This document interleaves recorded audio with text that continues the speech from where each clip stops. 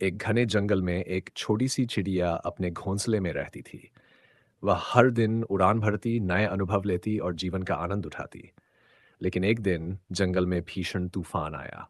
तेज हवाओं और गरजते बादलों से पूरा जंगल कांप उठा। बड़ी बड़ी चिड़ियां और पक्षी अपने बसेरे छोड़कर सुरक्षित स्थान की ओर भागने लगे। लेकिन वह छोटी सी चिड़िया वहीं बैठी रही। कुछ पक्षियों ने उसे समझाया, जल्दी यहां से निकलो, नहीं तो तूफान तुम्हें उड़ा ले जाएगा। लेकिन चिड़िया मुस्कुराई और बोली, अगर मैं हर मुश्किल से डरकर भाग जाऊंगी तो जीवन में कभी उड़ान नहीं भर पाऊंगी। तूफान धीरे धीरे और भयंकर होता गया। तेज हवाएं चली, बारिश हुई, लेकिन वह चिड़िया अपने घोंसले में डटी रही।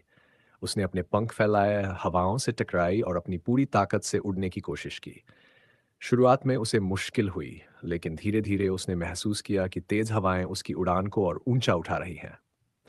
जब तूफान थम गया तो चिड़िया सबसे ऊंचे पेड़ की चोटी पर जा बैठी।